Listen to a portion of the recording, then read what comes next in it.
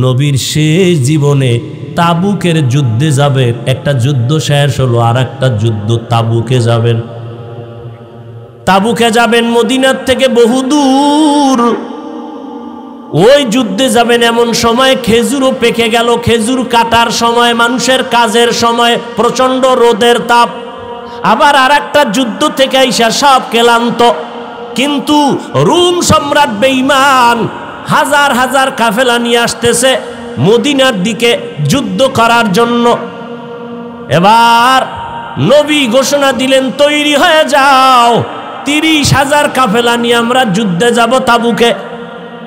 সবাই রেডি হয়ে গেলেন, কিন্তু এই যুদ্ধে 30,000 সাহাবী নিয়ে গেলে আমাদের অনেক বাহন লাগবে, সাওয়ারি লাগবে, টাকা লাগবে।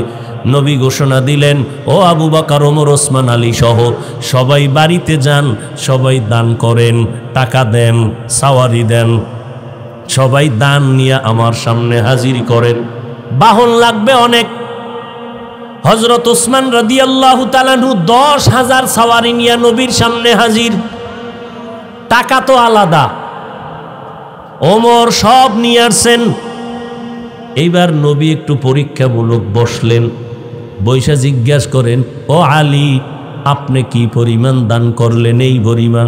ওসমান, আপনি কি পরিমাণ দিলেন? বলে এই পরিমাণ। ওমর, আপনি কি পরিমাণ দিলেন? আমার সম্পদের অর্ধেক দিয়া দিলাম। ওমরের মনের মধ্যে একটা আশা, আজকে আমি এত বেশি দান করব, নবীর দোয়াটা আমি আগে পেয়ে যাব।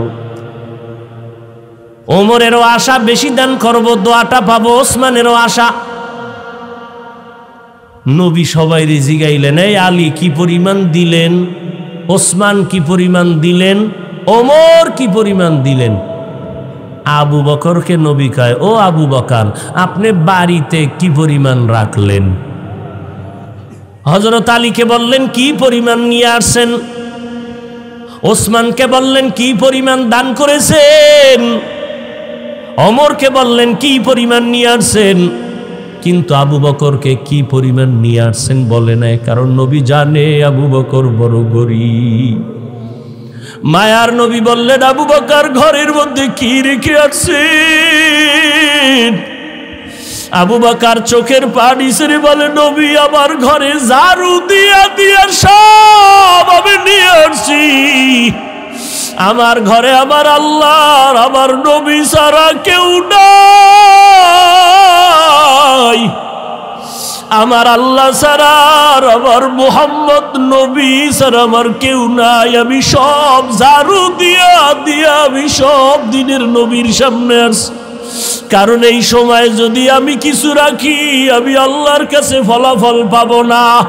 আমার খানার মতো চুলায় আগুন জ্বলে না, ঘরে খাওন নাই। এত কষ্টের মধ্যেও আমি আপনার মোহাব্বত আর আমার মাওলার মোহাব্বতে সব বিলীন করে দিলাম। ও নবী, এখন আমার ঘরে আল্লাহ ছাড়া কেউ নাই। নবী বড় আশ্চর্য হয়ে গেলেন। আবু বকরের কথা শুনে ওমরের মাথাটা নত হয়ে গেল। আজকে বুঝি আমি বড় দোয়াটা পাইলাম না। আবু বকরের যেই পরিমাণ কোরবানি, ওই পরিমাণ কোরবানি তো আমি ওমর দিতে পারি নাই।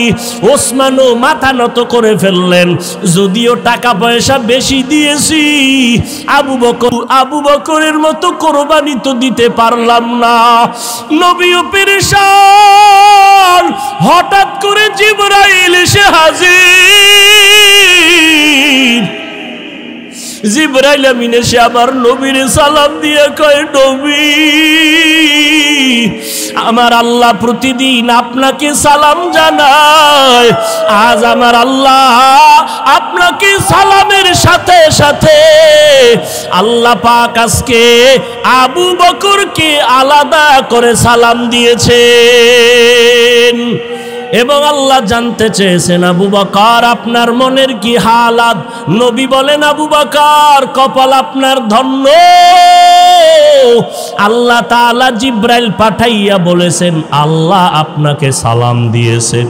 আবু বকর কান্না করে করে পাগলের মতো, আবু বকর আপনার মনের কি হালাত আল্লাহ জানতে চেয়েছেন। আবু বকর কান্না করে বলেন, ও দয়ার নবী, আমি ছিলাম মক্কার ভিতর একটা জাহান্নামের আসামি। কে জানতো, কে চিনত আমি আবু বকরকে? আমারে তো কেউ জিগাইতো না। আজ আমি আপনার সোহবতে আসার পর আল্লাহ আমাকে এত সম্মান দান করেছেন আপনার সোহবতের কারণে, যে আল্লাহ আজ আমাকে সালাম পর্যন্ত পাঠায় দিছেন। মায়ার নবী কান্না করে বলে, রে আয়েশা, আবু বকরের এই 2 দিনের কোরবানি যদি এক পালায় দেওয়া হয়, আমার অন্য উম্মতের নেক যদি অন্য পাল্লায় রাখা হয়, আবু বকরের সমান হবে না। ও নবীরা আশিক উম্মতির দল, এত দামি আবু বকর, কিন্তু তার জীবনের ইতিহাস বড় কান্নার আওয়াজ।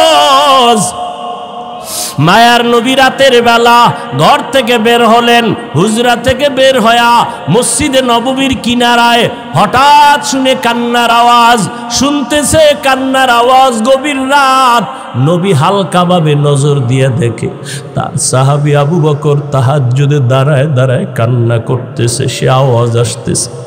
নামাজ শেষের পর আল্লাহ নবী বললেন, আবু বকর আপনি কাঁদলেন কেন? আবু বকর বলে, নবী হাসরের ময়দানের ভয়ে আমি কান্না করেছি। বলে, কেন কান্না? আপনার তো জান্নাতের টিকিট আল্লাহ দান করেছেন। আবু বকর বলে, নবী যদি আল্লাহ রাগ করিয়া টিকিট ক্যান্সেল করে দেয়, তখন আমার উপায় কি হবে রে নবী? আপনিই তো হাসরের ভয়ঙ্কর অবস্থার বয়ান করেছেন। কিয়ামতের ময়দান হবে নাকি বড় ভয়ঙ্কর ময়দান। সূর্যটার আলো বন্ধ হয়ে যাবে, ওদিকে সমুদ্রের পানি গরম হয়ে যাবে। আল্লাহ তাআলা রাগান্বিত আওয়াজ দিয়ে বলবেন, ওয়ামতাজুল ইয়াউমা আইয়ুহাল মুজরিমুন, ও গুনাহগারের দলেরা, নেককারদের থেকে তোমরা আজ আলাদা হয়ে যাও। নেককারদের আমলনামা ডান হাতে দিব, গুনাহগারদের আমলনামা বাম হাতে দিব। অন্যদিকে সূর্যের গরম, আবার জাহান্নামের চিৎকারের আওয়াজ। জাহান্নামের আওয়াজে জাহান্নাম চিল্লায় বলবে, আল্লাহ বেনামাজি গুনাহগারগুলো কই? সব আমার পেটে দাও। জাহান্নামের আওয়াজে হাসরের ময়দানটা থরথর করে কেঁপে উঠবে। ও নবী, আপনিই বলেছেন যে নবীদের কোনো গুনাহ নাই, নবীরা পর্যন্ত নাফসি নাফসি নাফসি বলে কান্না করবেন, উম্মতের কথা সবাই ভুলিয়া যাবেন। ও মায়ার নবী, ওই সময় কঠিন এক হালাত, কান্না করে করে মানুষের চোখের পানি শেষ হয়ে যাবে, রক্ত পড়া শুরু হয়ে যাবে।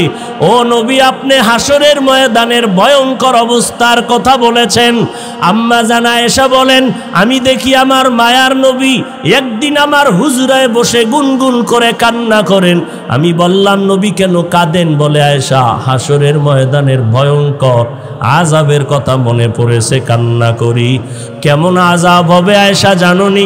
নবীদের কোনো গুনাহ নাই, তারা নাফসি নাফসি বলে কাঁদবেন, উম্মতের কথা ভুলিয়া বলবে, আল্লাহ আমাকে বাঁচাও, আমাকে বাঁচাও। মূসা নবী কাঁদবেন, আল্লাহ আমাকে বাঁচাও। ঈসা নবী কাঁদবেন, আল্লাহ আমাকে বাঁচাও। আপন আপন বলতে কেউ ওই সময় আপন হয়ে যাবে না। আল্লাহর নবীর এই কান্না দেখে আম্মা জান আয়েশা বলেন, আমি আমার নবীকে প্রশ্ন করলাম, নবী, সমস্ত নবীরা নাফসি নাফসি বলে যদি কান্না করে, আপনি তো দোজাহানের সরদার, আপনি তখন কি করবেন? নবী বলেন, আয়েশা, আমি তখন সহ্য করতে না পারিয়া আমি সাথে সাথে আমি মাওলার দরবারে মাকামে মাহমুদে সিজদায় পড়ে কাঁদবো। একবারও বলবো না আমাকে বাঁচাও, আমি শুধু বলবো, আল্লাহ আমার উম্মতেরই বাঁচাও, আমার গুনাহগার উম্মতগুলো বাঁচাও। একটা উম্মত যেন জাহান্নামে না যায়, জাহান্নামে গেলে আমি জান্নাতের ময়দানে যাব না। আম্মা জান আয়েশা বলেন, নবী তখন কি হবে? আম্মা জানের জবাবে নবী বলেন, আয়েশা, আমার কান্না দেখে আল্লাহ দয়া করে বলবে, নবী আপনি কাঁদবেন না, মাথা উঁচু করেন, আর আপনার উম্মতগুলো ধরে ধরে জান্নাতের ময়দানের দিকে নিয়ে যান। আল্লাহর অর্ডার পাইয়া আমি তখন আমার উম্মতগুলো বাছাই করে করে জান্নাতের দরজায় নিব। আম্মা জান আয়েশা প্রশ্ন করলেন, নবী কোটি কোটি মানুষের ভেতরে আপনার উম্মতগুলো কেমনে চিনবেন? আমার মায়ার নবী বলেন, ও আয়েশা, আমার উম্মতেরা যারা 5 বেলা রোজু বানাইয়া সিজদা করেছে, নামাজ পড়েছে, কিয়ামতের কঠিন সময়ে তাদের অজুর অঙ্গগুলো নূরের আলোতে ঝলমল করতে থাকবে।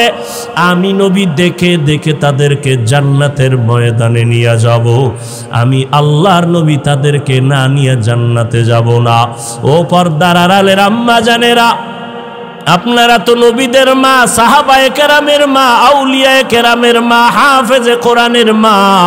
আপনারা খাদিজা রাদিয়াল্লাহু আনহার মতো নারী, আয়েশা রাদিয়াল্লাহু আনহার মতো নারী, ফাতেমা রাদিয়াল্লাহু আনহার মতো নারী কয়দিন আর দুনিয়াতে বাঁচবেন? ও যুবক, ওই মা বাবার দোয়া নিয়ে সামনে আগাও, নবীজির সুন্নতের মালা গলায় লাগাও। মরিয়া গেলে যাবা, নামাজ ছাড়বা না, বেপরদায় চলবা না। একটা সেকেন্ডের জাহান্নামের আযাব সহ্য করার শক্তি কারো নাই। আজ এত বিশাল জান্নাতি বাগান, কত আশেক জাকেরারা বসে আছে, কত আল্লাহর বান্দার চোখে পানি, অথচ আমার তোমার চোখে কেন পানি নাই? গুনার কারণে আল্লাহ বুঝি বেজার। এখনো সময় আছে, তওবা করে নাও, মা বাবার দোয়া নিয়ে আগাও।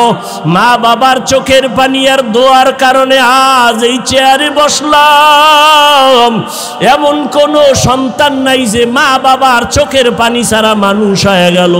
ওই মা বাবার কত কান্না, কত চোখের পানি।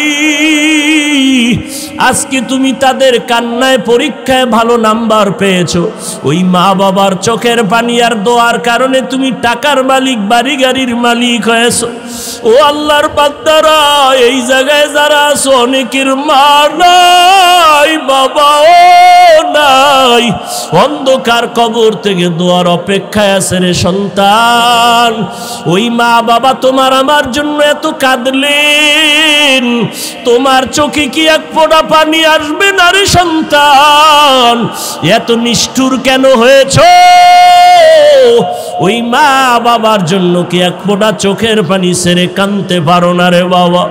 ওই মা বাবার দোয়া ছাড়া মাওলানা হতে পারো নাই, ওই মা বাবার চোখের পানি ছাড়া আলেম হতে পারো নাই। ওই মা বাবার কষ্টের জীবন। বাবার মনে চাইছিল মাঝে মাঝে ইলিশ মাছ দিয়া খানা খাবে, কিন্তু কিনার মতো টাকা ছিল না। মায়ের মনে চাইতো কোনো সময় আঙ্গুর বেদানা খাবে, কিন্তু টাকা ছিল না কেনার মতো। আজকে তোমার ফ্রিজে মাছের অভাব নাই, ফলের অভাব নাই, কিন্তু তোমার ফ্রিজে মাছ আর ফল থাকলে কি হবে? যেই মা বাবায় আফসুস করলো, সেই মা বাবাই তো আজ কাফন পরিয়া কবরের ভেতরে চলে গেল। ওই ফল তুমি আর কারে খাওয়াইবা? ওই মাছ কারে খাওয়াইবার সন্তান? ওই মা বাবারে তো মাছ যদি না পারো, ফল খাওয়াইতে পারো নাই, আল্লাহর কাছে 2 ফোঁটা চোখের পানি ছেড়ে দোয়া করো আর বলো, দয়ার মালিক, যেই বাবার ক্লান্ত পরিশ্রম, কত খানা না খাইয়া, ঘুম না গিয়া, কষ্ট করে করে জীবন কাটায় দিলে। বাবা কোনোদিন নিজের কাপড় কেনার জন্য কষ্ট করে নাই, বাবা কোনোদিন নিজের পেটে খানা দেওয়ার জন্য কাজকর্ম করে কষ্ট করে নাই। বাবা দিন নাই রাত নাই এত কষ্ট করেছেন শুধু সন্তানকে হাসি মুখ দেখবে, সন্তানের বড় বানাবে। বাবা রিক্সা চালাইয়া চালাইয়া টাকা দেয়, ভ্যান চালাইয়া টাকা দেয়, চায় সন্তানটারে মানুষ বানাবে। বনক বাবা বেতন দিতে পারে না, অনেক বাবা জামা কাপড় দিতে পারে না, মানুষের বাড়ি কাজ করে আর দিল খুশি আমার সন্তান কোরআন তেলাওয়াত করে, আমার সন্তান কেওড়া বুনিয়া মাদ্রাসায় পড়ে, আমার কষ্ট কোনো দুঃখ নাই, গাধার মতো কষ্ট করি তারপর দুঃখ নাই।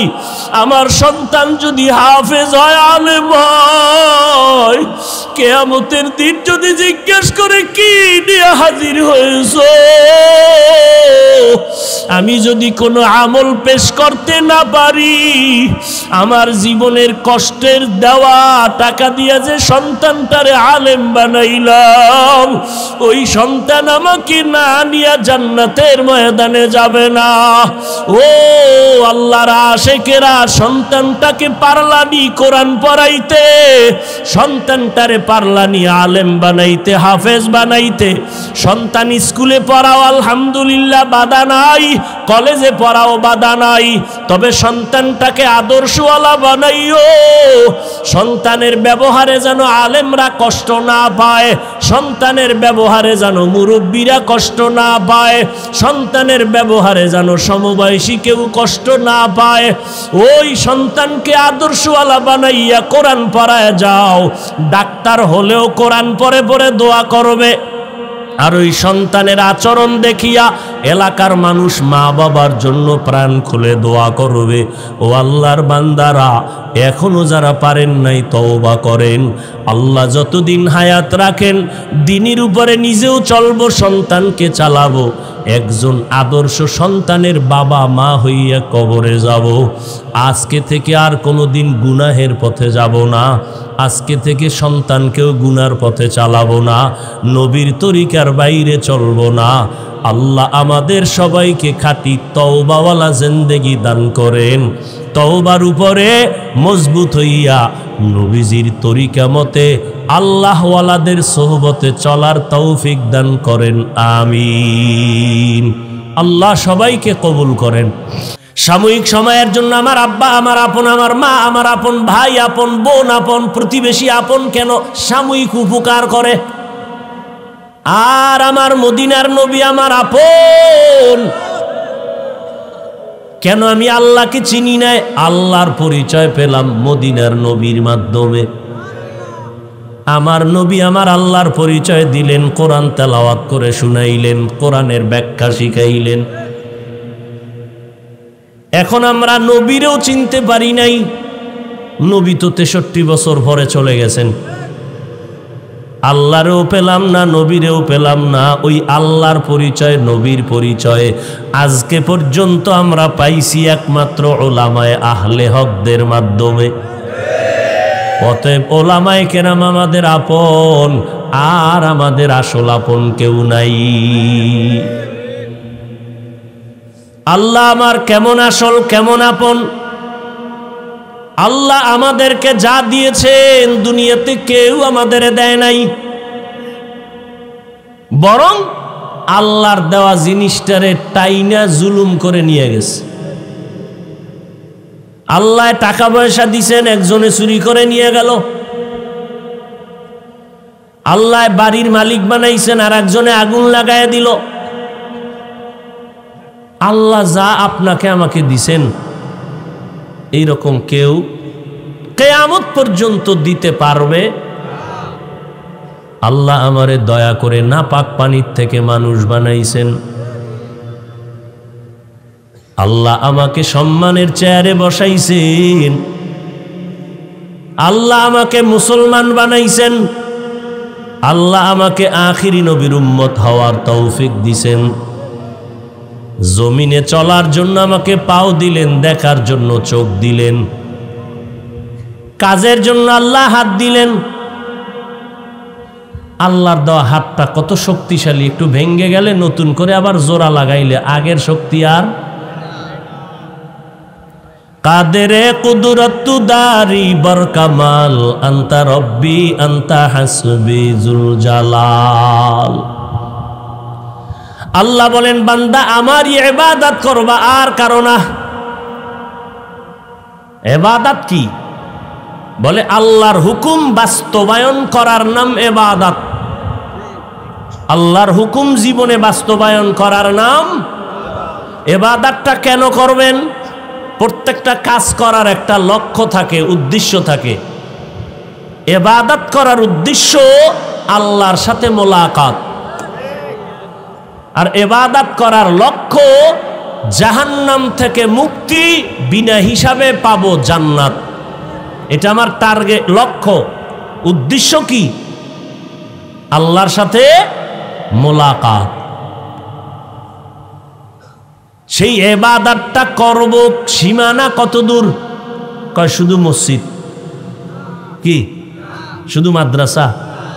বান্দা তোমার এই হায়াতের বডিটা যত দূর যাবে তত দূর ইবাদত চলবে। তোমার এই হায়াতের বডি যদি বাথরুমের মধ্যে ঢুকাও সেখানেও ইবাদত। তাহলে ইবাদত কি? আল্লাহর হুকুম বাস্তবায়ন করা। ইবাদত করবেন কেন? আল্লাহর মোলাকাতের জন্য, জান্নাত পাওয়ার আশায়। ইবাদতের সীমানা কতটুকু? আমার হায়াতের সীমানা যতটুকু। ইবাদতটা কোন সিস্টেমে করবেন? একমাত্র শুধুমাত্র আমার মদিনার নবীর তরিকায়। আর কারো তরিকায় ইবাদত করা যাবে? নবীর আদর্শ তরিকা মেনে যদি আপনি ব্যবসা করেন ইবাদত, চাকরি করবেন ইবাদত। নবীর তরিকা বাদ দিয়া নামাজ পড়বেন গুনাহ, নবীর তরিকা বাদ দিয়া রোজা রাখবেন গুনাহ। কারণ দুনিয়াতে অনেক আদর্শ আছে, তরিকা আছে, সবগুলো নাপাক, একমাত্র মদিনার নবীরটাই হলো পাক।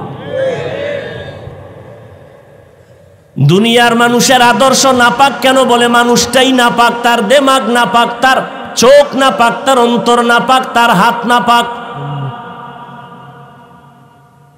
আবার যদি খায় হারাম, তা তো তার গোশতও নাপাক, রক্তও নাপাক। আর আমার নবীরটা কেমন পাক? আমার নবীর আদর্শ এমন পাক যে নবীর 63 বছর জীবনে বলেও কোনোদিন একটা মিথ্যা কথা বলেন নাই। আমার নবী কেমন পাক? জীবনে কোনোদিন চোখ গরম করে কারো দিকে তাকান নাই। কেমন নবী? এটা কিভাবে সম্ভব? কেমন মায়ার নবী যে জীবনে কাউকে গালি দেন নাই। কেউ যদি গালি দিত নবী জবাবও দেন নাই। নবী কখনো গালি তো দেনই না, কেউ গালি দিলে জবাবও দেন না। মাত্র অল্প টাইমে মক্কার মধ্যে এত আল্লাহর নবীর কিছু খাদেম দিনের জন্য তৈরি হয়ে গেল অল্প সময়, শুধু নবীর আদর্শের কারণে, নবীর ব্যবহার আখলাক। নবী বসে আছেন মসজিদে নববীতে, সাহাবায়ে কেরাম তো নবীরে ছাড়ে না। কোন কথাটা ছুইটা যায়? নবীর একটা কথা মুক্তার থেকে দামি। আর নবীরে দেখলেই কলিজা ঠান্ডা হয়, নবীর চেহারা মোবারক দেখলেই পেটের ক্ষুধা নিবারণ হয়ে যায়। নবীজি যেখানে কদম দেয় সেখানে দীর্ঘদিন শুধু মিশকের ঘেরান, মিশকের ঘেরান, মিশকের ঘেরান।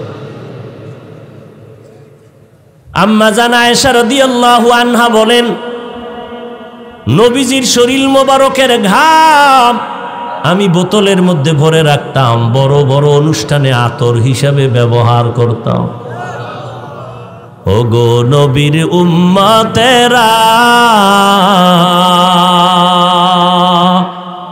হয় আজি দিশাহারা, কোরআন হাদিসের চলো যখন যাহা চায় মনে, নবী বিনে কে তরাবে পুরসিরাত মিজানে, নবী বিনে কে তরাবে পুরসিরাত মিজানে। কেমন মায়ার নবী আমার! নবী রাস্তা দিয়া যখন চলে একটা মেঘের খণ্ড নবীর মাথায় ছায়া দেয়, সূর্যের গরম যেন নবীর কষ্ট দিতে না পারে। কেমন মায়ার নবী আমার! শরীর মোবারকের মধ্যে মশা মাছি পড়ে না, হারাম।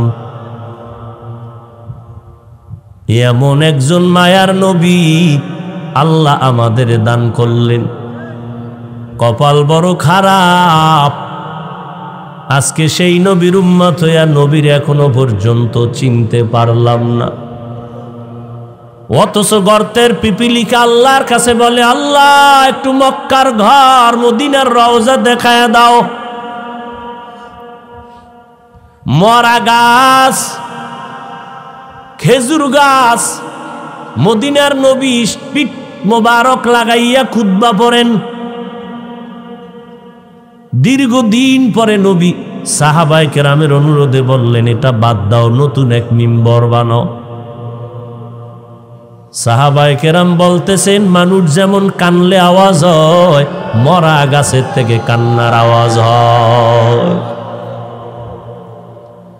সাহাবায়ে কেরাম গিয়া বলে, নবী, গাছ, খেজুর গাছ, মরা গাছ কানতেছে, মানুষের মতো আওয়াজ আসতেছে কানের ভেতরে।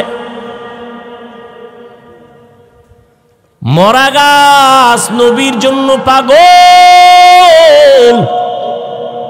আর আমরা জিন্দা মানুষ হইয়াও সেই নবীরে চিনতে পারলাম না।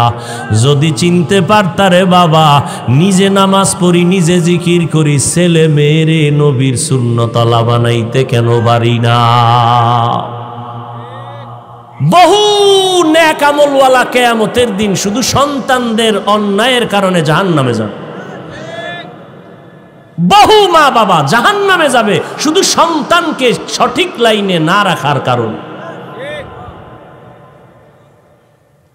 বললেই বলে চেষ্টা করছি, পারি না। চেষ্টা করছেন, পারেন না। হারাম খাওয়ায় কামাই করে এটা খাইতে পারেন। সুদের টাকায় চাকরি করে টাকা দেয়, সেই টাকা দিয়ে খানা খাইতে পারেন। দিনের পথে রাখতে পারেন না, পারবেন কিভাবে? আমার রসুলের তাবিজ দেওয়া ছিল, সে তাবিজ তো আপনি ব্যবহার করেন নাই। আর এটা নিজে নিজেও সম্ভব না, আল্লাহওয়ালাদের দোয়া লাগে, নেক নজর লাগে।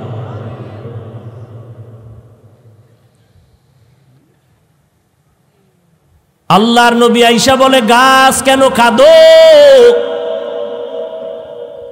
নবীর মুজিজা, গাছ কথা বলতেছে, নবী আপনার বিরহের বেদনায় কান্না করি। কি চাও রে গাছ? গাছ বলে, নবী আমি চাই মানুষের মতো আমার জানাজা পড়াইবেন, এরপরে আমাকে এখানে দাফন করবেন, কিয়ামতের দিন আমি আপনার সাথে জান্নাতে যাব। উস্তুনে হান্নানা আজহাজ রে রসুল, নালামি জাদ হাম চুয়ার বাবে উকুল। মদিনার নবীর আদর্শ এত পবিত্র, আমার নবী অল্প টাইমে মানুষ শুধু তাকাইয়া থাকলেই পাগল পারা হয়ে যাইত নবীর জন্য। আল্লাহ তাআলা নবীকে এমন মর্যাদা দান করেছেন, জঙ্গলের প্রাণীরা নবীর আওয়াজ পাইতো বহু দূর থেকে, পেয়ে বারবার সালাম জানাইতো। নবীর জন্য গর্তের পিপিলিকা পাগল, নবীর জন্য নদীর মাছ পাগল, জঙ্গলের প্রাণীরা পাগল। মায়ার নবীর জন্য গর্তের ভেতরে বড় এক সাপ অপেক্ষা করতেছে, নবী এখানে আসবে, আমি একটু চেহারা মোবারক দেখব। কেমন মায়ার নবী আমার! মাত্র 13 বছরের সীমানায় দামি দামি সাহাবা বেঈমানেরা নবীর হাতে কালেমা পড়ে এত দামি হয়ে গেল। আল্লাহ নিজে দুনিয়াতে 10 জনের নামে জান্নাতের টিকিট পাঠায়া দিলেন। এর মধ্যে 1 নম্বরে কে? আবু বকর সিদ্দিক রাদিয়াল্লাহু তাআলা আন। কত দাম আবু বকরের! আম্মা জান আয়েশা একদিন নবীরে কয়, নবী আপনার সাথে ওমর, ওসমান, আলী, আবু বকর আমার আব্বাজান সাথে সাথে থাকে, পরামর্শ করেন, আপনার উম্মতের মধ্যে না আমলের লাইনে কে বেশি আগ্রহ? আম্মা জান আয়েশা বলছেন, এক নিয়তে নবী বুঝা ফেলাইছেন। নবী কয়, ও আয়েশা, আকাশে যেই পরিমাণ তারকা দেখো, এর থেকে ওমরের আমল আরো বেশি। আম্মা জান আয়েশা ভাবলেন, আমার আব্বার কথাটা কইল না। মহিলা মানুষ, বয়স তো বেশি না, 6 বছরে রসুলের সাথে বিয়ার বন্ধন হলো, 9 বছরে নবীর ঘরে আসলেন। আম্মা জানের 18 বছর বয়স, তখন নবী দুনিয়ার থেকে চলে গেল। বলেন তো নবীর ঘর করলেন কয় বছর? মাত্র। আর এখন তো 18 বছরের মেয়েদের অনেক ক্ষেত্রে বিবাহই হয় না। আর আম্মা জান মাত্র 9 বছর নবীর ঘর করলেন। 9 বছরে নবীর ঘরে আসলেন। আল্লাহ তাআলা আম্মা জান আয়েশাকে এত বরকত দান করলেন নবীর সোহবতে। আম্মা জান আয়েশা বলে, দুনিয়ার মানুষ, আমি মুহাম্মদের ঘরে আসার পর 9 বছর ঘর করার পরে আল্লাহর শুকর, আমি 2000-এর উপরে হাদিসের হাফেজা হয়ে গেছি।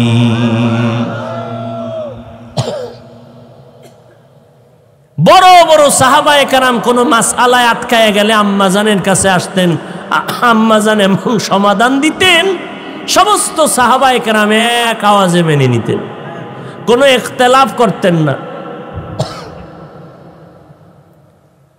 নবীজি কইলেন ওমরের কথা, আম্মা জান ভাবলেন আমার আব্বার কথা বললেন না, এবার বইলেই ভালাইলেন, আমার আব্বার খবর কি?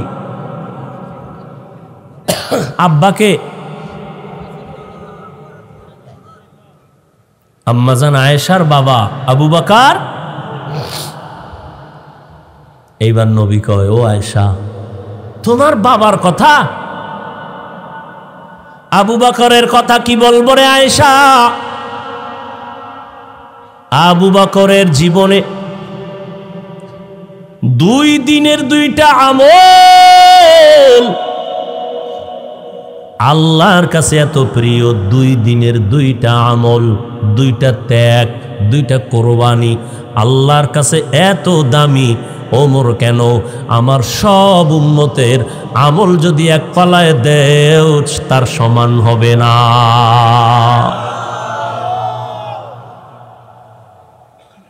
আম্মা জান কয়, তাই নাকি? বলে হ্যাঁ।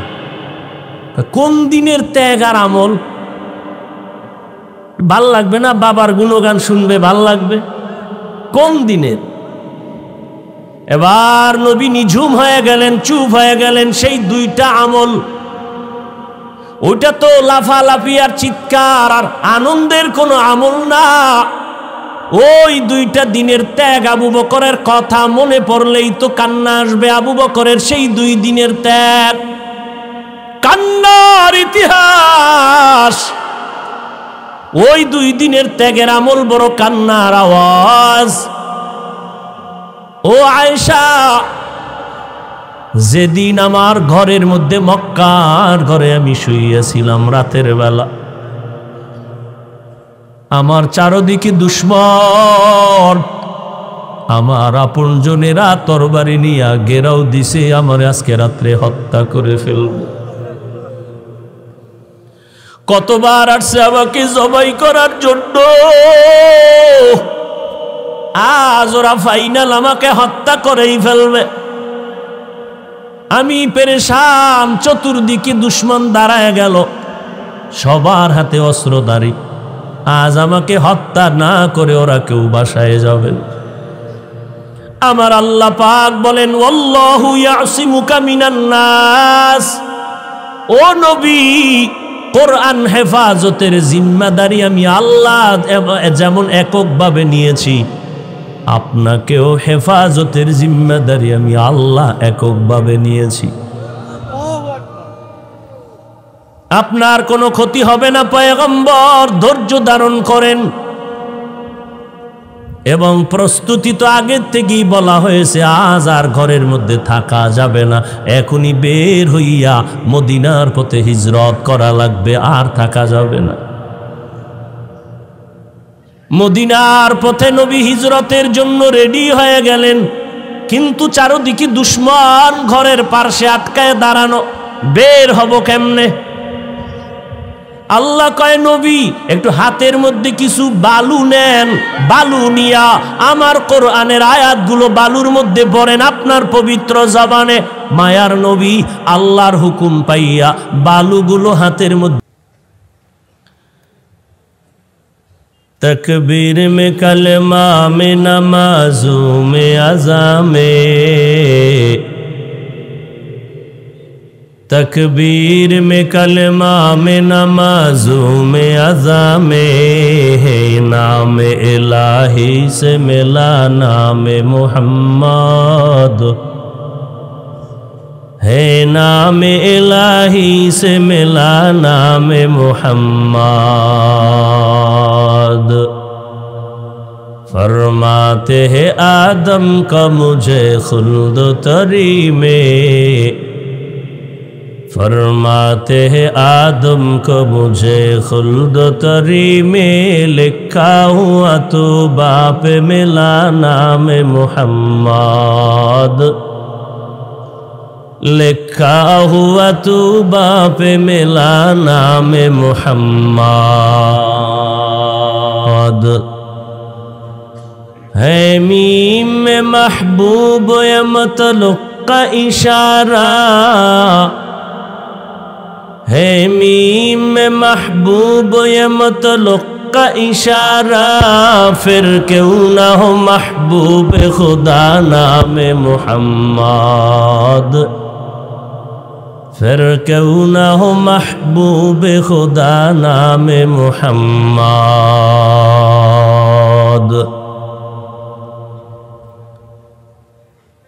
ঐতিহ্যবাহী কেওড়া বুনিয়াতে 3 দিন ব্যাপী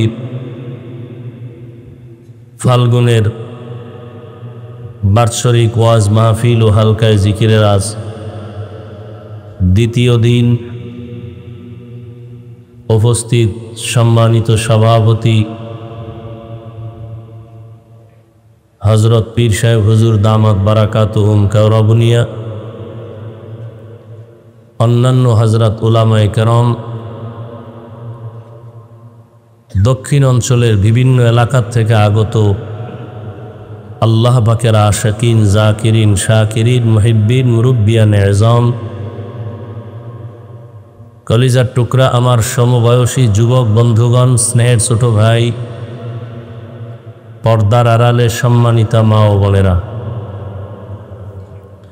আল্লাহ পাকের দরবারে শুকর যে আল্লাহ পাক আমাদেরকে হায়াতে সুস্থ রেখে আল্লাহ পাকের এই জাকিরিন শাকিরিনদের মজলিসে আখিরাতের কিছু সম্বল সঞ্চয় করার জন্য হাজারো দুনিয়ার ব্যস্ততার মধ্য দিয়ে আল্লাহ পাক আমাদেরকে হাজির হওয়ার তৌফিক দান করেছেন। আলহামদুলিল্লাহ।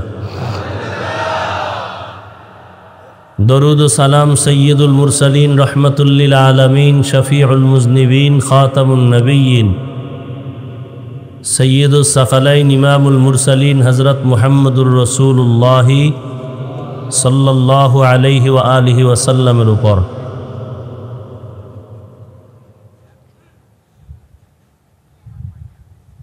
সর্বোপরি শুকর যাদের এই মেহনত, পরিশ্রম, দোয়া,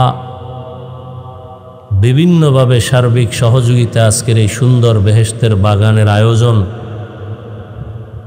সময়, পরামর্শ, অর্থ, দোয়া করে উপস্থিত হয়ে মাইক, লাইট, প্যান্ডেলের ব্যবস্থাপনার মাধ্যমে যারা যতটুকু সহযোগিতা করেছেন আল্লাহ সবাইকে কবুল করেন।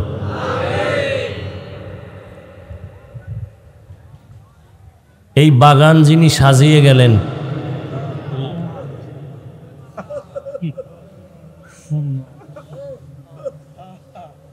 আজ তিনি স্টেজের মধ্যে নাই,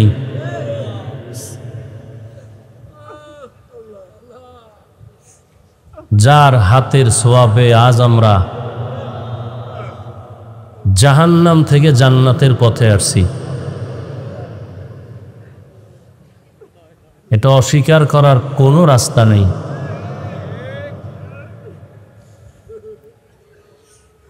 আর সে বয়ানও নাই। সারা দেশে তো ঘুরি, বয়ান তো করি, শুনি। সে কেওড়াবনিয়ার রশিদ সাহেবের মতো বয়ান নেই।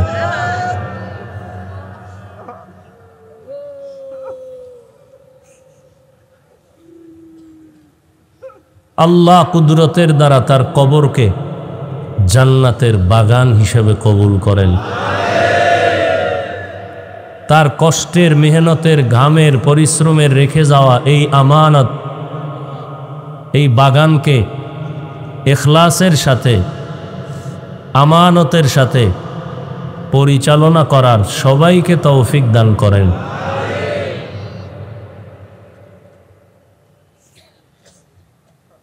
আমি আপনাদের দোয়া নিতে আসছি।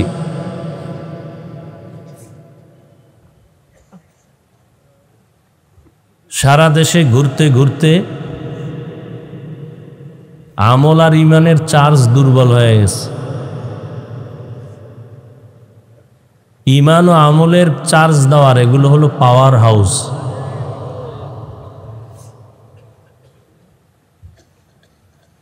কার চোখের নজর কখন কার উপরে লেগে যাবে বলা যায় না। মাঝে মধ্যে আমি একটা ঘটনা শুনাই, 2 মিনিট। চট্টগ্রাম পটিয়া থানা, পটিয়া মাদ্রাসার বাণী প্রতিষ্ঠাতা কুতুবুল আলম মুফতি আজিজুল হক রহমতুল্লাহ আলাই, জবরদস্ত আলেম এবং বুজুর্গ আহলুল্লাহ, আল্লাহ পাক তার প্রিয় বান্দাদেরকে এমন কিছু পাওয়ার দান করেন যে পাওয়ার সাধারণ মানুষ পায় না। আর ওই পাওয়ার আসার একমাত্র মাধ্যম তাকওয়া। তাকওয়া অর্জন করার ভিন্ন কোনো মাধ্যম নাই, একমাত্র আল্লাহওয়ালাদের নেক নজর, নেক সোহবত। নাহমাদুহু বলে যখন টান দিতেন, ময়দানের হালাত পরিবর্তন হয়ে যেত।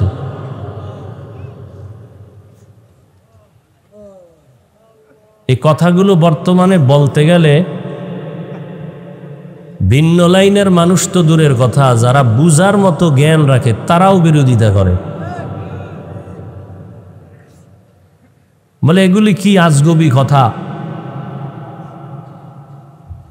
পৃথিবীটাকে পরিচালনা করার জন্য আধ্যাত্মিক জগতে যারা আছেন এদেরকে কুতুবুল আলম বলা হয়। এই জমিনের কুতুব প্রত্যেক মাসে আর একটা মিটিং করেন। মিটিংটা হয় জঙ্গলের ভেতরে।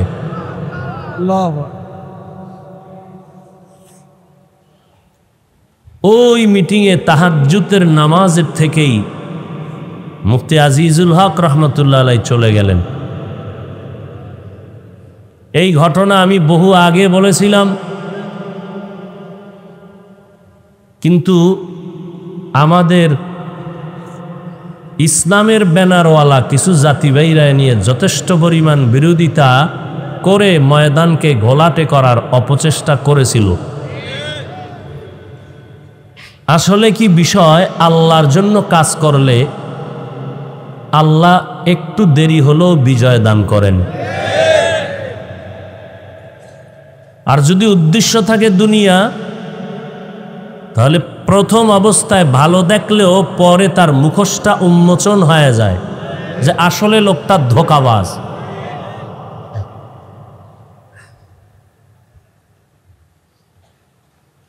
আমরা আহলে হক, আবার এই ইসলামের লাইনে একদল আছে আহলে বাতিল। ব্যবধানটা খুব সূক্ষ্ম। এরাও ইসলাম চায়, আমরাও ইসলাম চাই। ব্যবধান হলো এরা ইসলামকে বানাইছে মাধ্যম, ক্ষমতা হলো তাদের টার্গেট।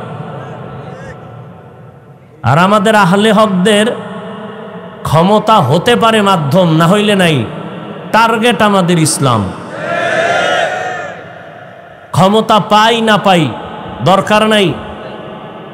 চেয়ারম্যান সাহেবের চেয়ারের মেয়াদ আছে, এমপি সাহেবের চেয়ারের মেয়াদ আছে। আল্লাহ দ্বীনের জন্য, কোরআনের জন্য, রসুলের মোহাব্বতের সুন্নতের দ্বারা যেই চেয়ার দিছেন, এ চেয়ারের কোনো মেয়াদ নাই। এদেরকে বলা হয় মুকুটহীন সম্রাট।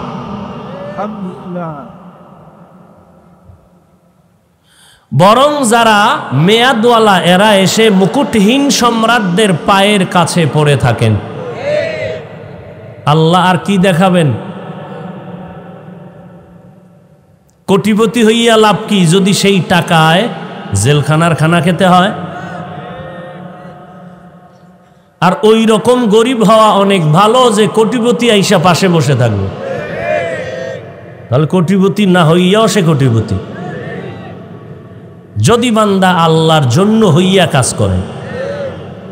তো মুফতি আজিজুল হক রহমতুল্লাহ আলাই স্টেজে বসা সভাপতি, পাশে এক বক্তা সাহেব বয়ান করতেছিলেন।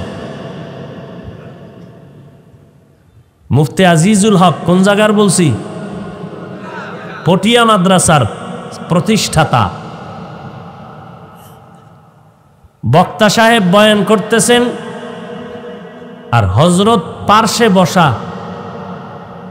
বয়ান এমন ভাবে উঠতেছে ময়দান কেমন যেন কিয়ামতের মাঠ।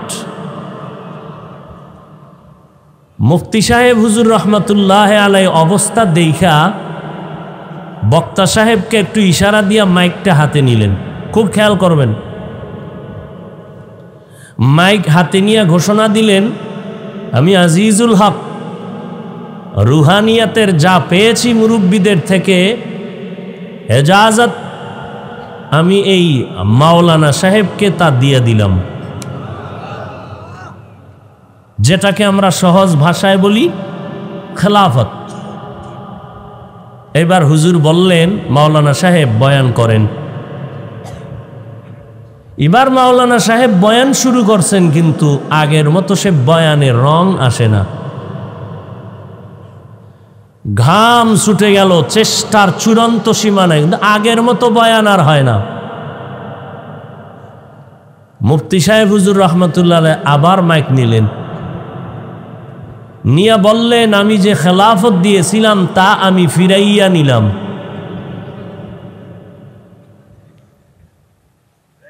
প্রশ্ন উঠাইয়া বললেন, আপনারা বলতে পারেন খেলাফত দিলেন কেন, দিলে আবার নিলেন কেন?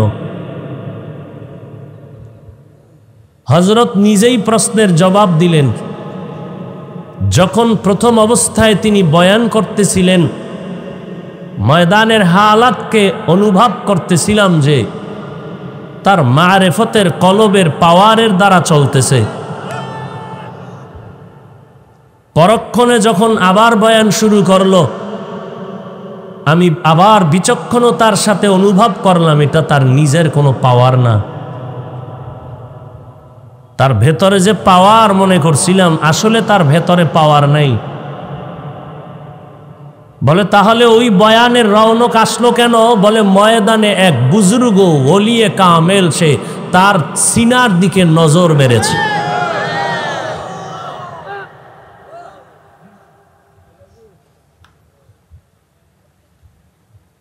আমগো দেশে ছোটবেলা টকি যেত, টকি মনে আসেনি?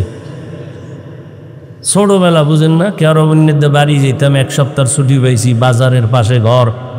টকি কি মাইক করছে, টকি। তো খাল পারে গেছি, দেখি একটা বিশাল সাদা পর্দা, এটার মধ্যে থেকে বহু দূর থেকে একটা লাইট মারছে। লাইট মারার পরে ওই সাদা পর্দায় সব দেখাচ্ছে।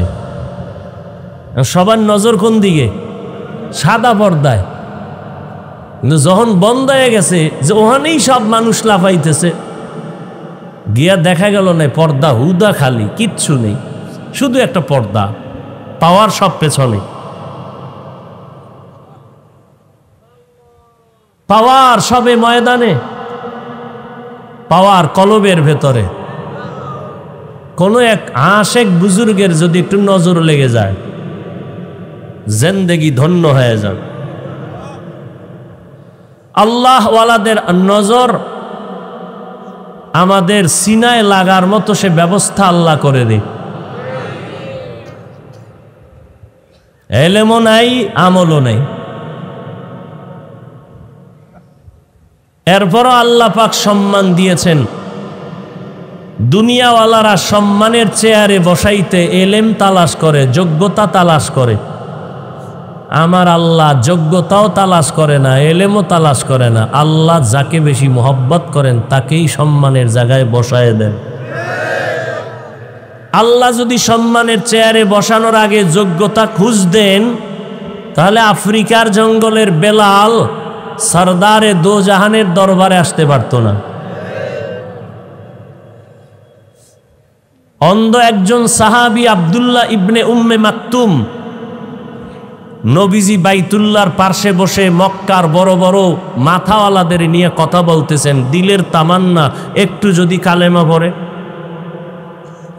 ইতি টাইমেই ওই অন্ধ সাহাবী জীর্ণ শীর্ণ লাঠি একটা হাতে নিয়ে আইসা পার্শ্বে আস্তে করে একটু সালাম দিছেন।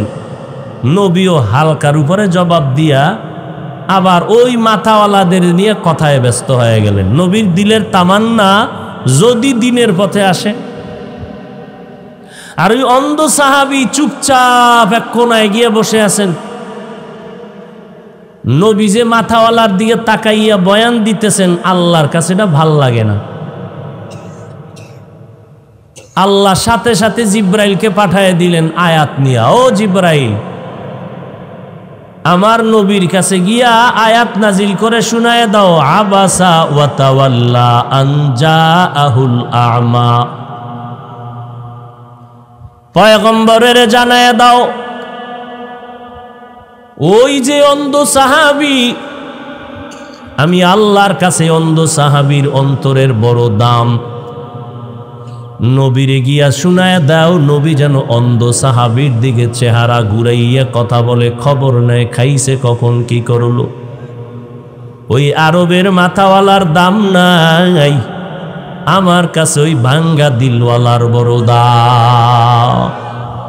या इलाही मुझसे मुझको दूर कर, ताके देखो मुझ में तुझको एक नजर। या इलाही तू मेरा माबूद है, या इलाही तू मेरा माशूक है। জিবরাইল আমিন আয়েশা আয়াত শুনায় দেওয়ার পর সাথে সাথে নবী অন্ধ সাহাবী আব্দুল্লাহ ইবনে উম্মে মাকতুমের দিকে চেহারা ঘুরায় দিলেন এবং আব্দুল্লাহ ইবনে উম্মে মাকতুম দুনিয়াতে যতদিন বেঁচে ছিল নবী নিজের চাদর বিছাইয়া তাকে সম্মান করতে। কাবেলিয়ত দাদে উরা শর্ত নিজ বলকে শর্ত কাবেলিয়ত দাদে উস। আল্লাহ তাআলার কাছে প্রিয় হওয়ার জন্য কোনো যোগ্যতা লাগে না। আল্লাহ পাকের মোহাব্বতের সম্মানের চেয়ার পাইতে কোনো যোগ্যতা লাগে না, অন্তরটাকে পবিত্র করা লাগে। কলবটার ভেতরে আল্লাহকে জায়গা দাও, আর এই কলবকে পরিচ্ছন্ন করার জন্য আল্লাহ ওয়ালাদের কাছে আমাদের যেতেই হবে। আমি ছোট এক টুকরা আয়াত পড়েছি, আল্লাহ বলেন ওয়ামা খালাকতুল জিন্না ওয়াল ইনসা ইল্লা লিয়াবুদুন। আমি জিন আর